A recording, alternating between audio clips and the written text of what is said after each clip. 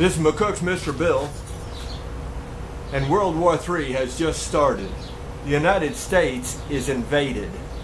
I said invaded. And the United States military is defeated. Totally, completely defeated. What is America's plan B if that scenario would ever happen? What is that scenario?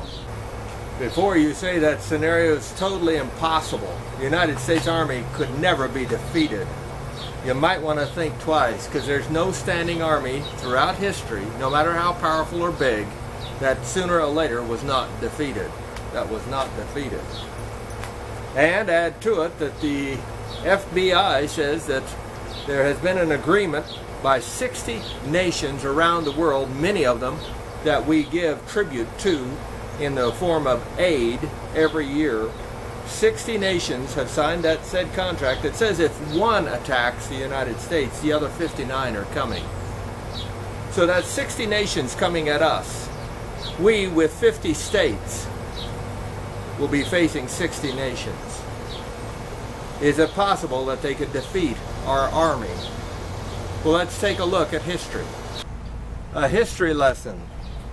In Civil War, they said that it took 41 shots out of a rifle to kill an enemy soldier in the average battle. 41 shots were fired for each enemy killed. In World War I, it took 280 shots to kill an enemy soldier. 280. By World War II, it took 950 bullets to kill an enemy soldier. 950 bullets fired to kill one enemy soldier. By Vietnam, it was 1,500 rounds to kill one enemy soldier. 1,500.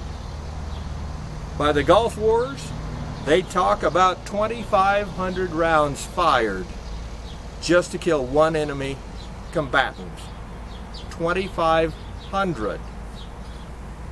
Now that's a pretty good indication why the nations of the world no longer fear America. So if our army can be defeated, and a Chinese general said it would be easily done, he said if they invaded with a standing army of 130 million troops, that they expect to lose 30 million taking out the United States Army. He said it'll just cost 30 million, and they can do it. So what's stopping them from doing it? Those 60 nations that would love to see us broken, devastated, so they could divide up the spoils and kill every man and every woman, and you know what they'll do to the children. Why don't they come? The United States citizens that are armed is our plan B. The best example is this last year we had 2,500 armed citizens kill criminals that were attacking them. 2,500.